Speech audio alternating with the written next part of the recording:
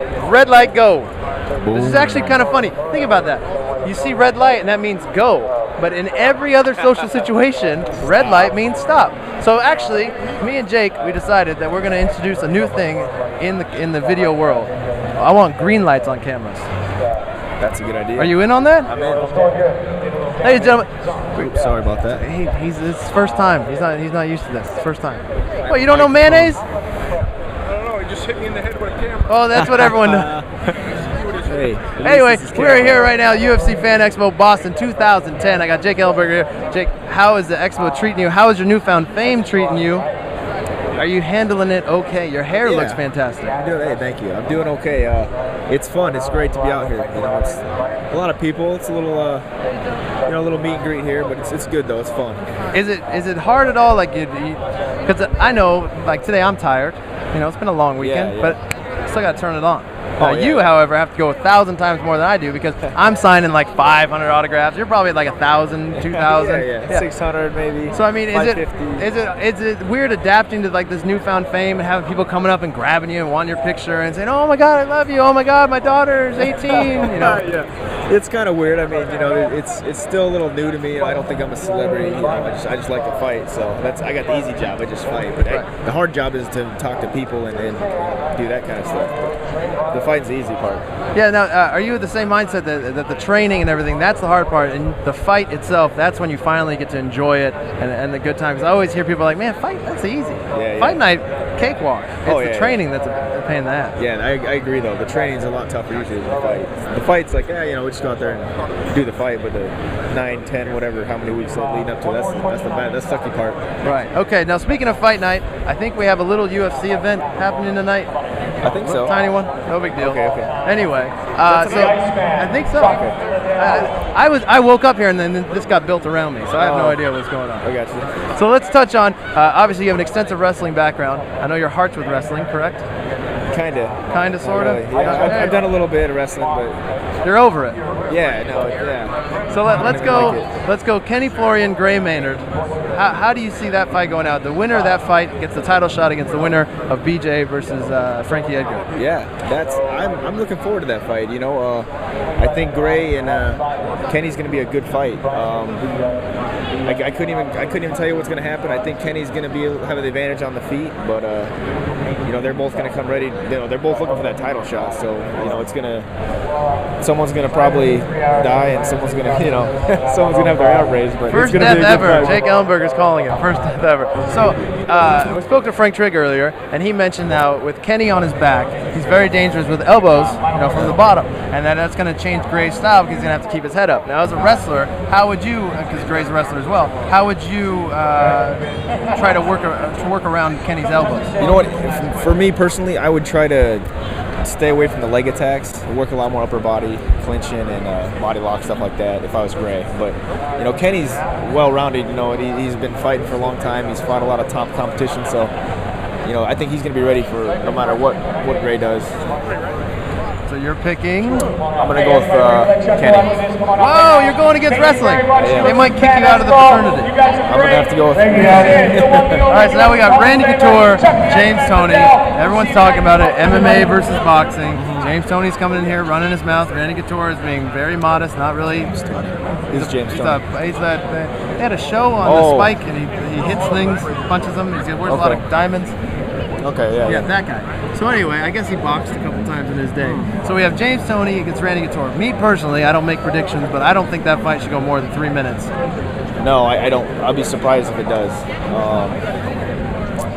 I didn't know who James Toney was until like about 10 minutes ago. Right now, said he was fighting. Right yeah. But that's Randy's gonna take that fight pretty easily. He's gonna introduce him to what this really is. So now, if I told you, your next UFC fight, you are going up against a guy that is strictly a boxer. That's it. He literally has not trained anything else. Strictly a boxer. Do your eyes light up? Oh, I'd love it. Really? Yeah. It's like playing with a little kid, I think. So why is that? Let the fans know that they may not have an idea why. Why is that such an intriguing and inviting matchup for you? Well, I mean, you gotta respect somebody with the power and the credentials of a boxer. So I mean, but they're just one-dimensional. In this sport, I don't think you can beat a high-level guy, let alone a Hall of Famer like Randy Couture, just being a boxer.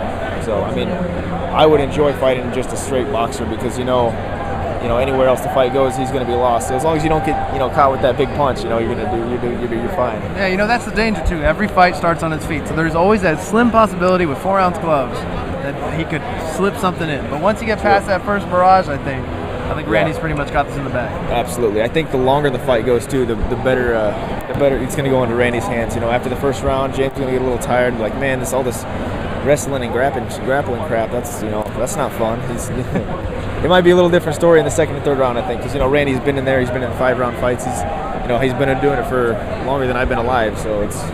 Even though Tony looked to be in fantastic shape. Oh yeah, absolutely. Very smooth. Yeah. Chiseled. I thought he was 300. I don't know. That wasn't him. And now we have for the main event for the lightweight title, UFC's crown jewel. We have BJ Penn trying to regain his title that Frankie Edgar took from him.